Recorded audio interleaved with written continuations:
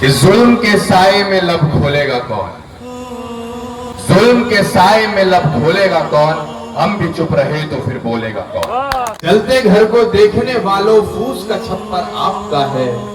आग के पीछे तेज हवा है, आगे मुकद्दर आपका है। उसके कत्ल पर मैं भी चुप था, उसके कत्ल पर मैं भी चुप था। मेरा नंबर अब आया, मेरे कत्ल पर आप भी चुप हैं, अगला नंबर आपका। एक फौजी का पुत्र हूं, एक किसान का बेटा जवान बना, और जवान का बेटा आज आप लोगों की सेवा करने के लिए राजनीति में आया है। तो मैं कारगिल शहीद राम दुलार यादव जी को यहाँ श्रद्धांजलि देने आया। और कल ही हमारा फाइनल हुआ ये कार्यक्रम। जब हमें पता चला कि ऐसा कार्यक्रम हो रहा है तो हमने कहा हम जरूर पहुंचेंगे। अब 1 मिनट का जो बैरियर दिया गया है हमें, 2 मिनट, ये तो सदन से भी बड़ी नहीं, कोई बात नहीं, कोई बात नहीं। तो हम कहना चाहेंगे, बाहर से आया, हमारा समय दे दिया। अरे नहीं नहीं नहीं, बोलो। इस जुल्म के साए में लब खोलेगा कौन? जुल्म के साए में लब खोलेगा कौन? हम भी चुप रहे तो फिर बोलेगा कौन? आज की स्थिति ऐसी बन चुकी है कि आप अगर बोलने निकलेंगे तो ऐसे ही सताए जाएंगे जैसे हमारे अब्बास अंसारी भाई सताए जा रहे हैं। ये सरकारें बहरी भी हैं, गूंगी भी हैं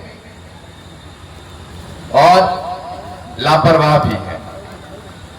कहना नहीं चाहिए, शहीद की श्रद्धांजलि के ऊपर ये मंच लगा हुआ है, लेकिन पीड़ा होती है।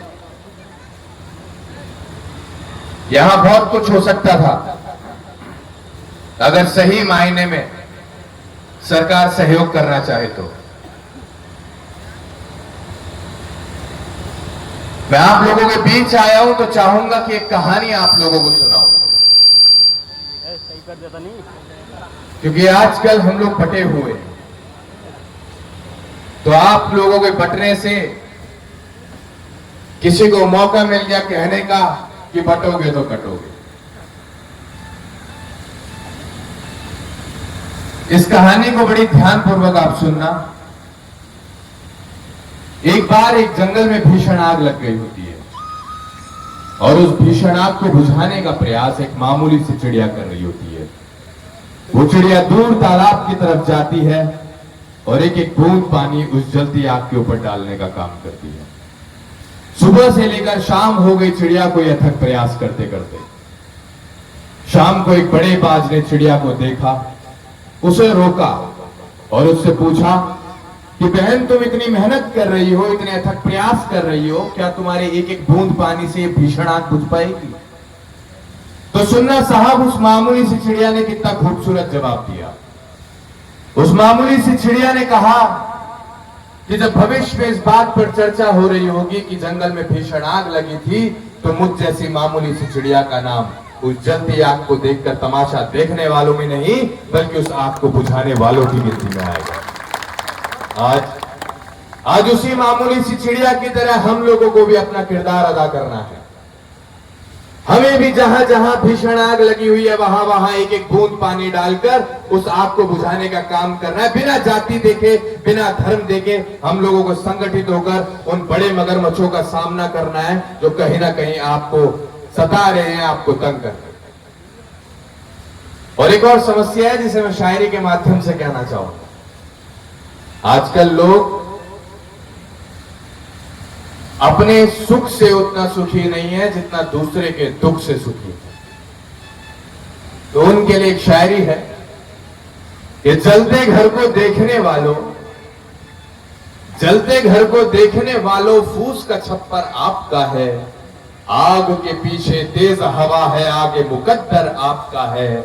उसके कत्ल पर मैं भी चुप था, उसके कत्ल पर मैं भी चुप था। मेरा नंबर अब आया, मेरे कत्ल पर आप भी चुप हैं, अगला नंबर आपका है।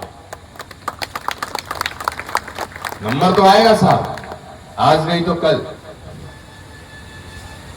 लेकिन हमें संगठित रहकर आगे आने वाली लड़ाइयों को लड़ना है। हमें नौजवानों की लड़ाइयों को लड़ना है। हमारी एक स्पष्ट विचारधारा है जिसे हम युवाओं के जहन में घोलना चाहते हैं।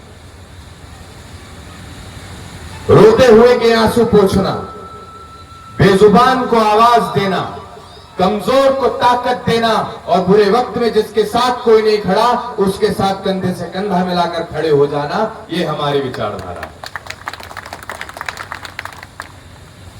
और हम आपके मन से कहना चाहेंगे,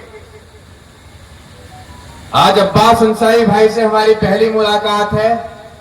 अब हम कहना चाहेंगे कि आगे आने वाली लड़ाइयों को मजबूती से लड़ा जाएगा, चाहे हम किसी भी दल में हो, किसी भी दल से हो। ये मायने नहीं रखना चाहिए। मायने रखना चाहिए कि अगर हमारे किसी भाई की आंखों से आंसू बहा है तो हमारी जिम्मेदारी होनी चाहिए कि हम उसका साथ दें, उसके आंसू पोंछ दें। आप सभी लोग बताइए, आप सब लोग जिम्मेदार हैं। क्या किसी के आंसू पोंछने के लिए हमें यह पूछना पड़ेगा कि आप किस दल से आते हैं? नहीं। क्या ये जरूरी है पूछना कि आप किस दल से आते हैं? किसी की तकलीफों का मिटाने का काम करने के लिए, पूरे वक्त में किसी का साथ देने के लिए। अभी हम रास्ते से आ रहे थे, हमारे एक भाई यहीं खड़े होंगे, बड़ा एग्रेसिव हो गए थे। वो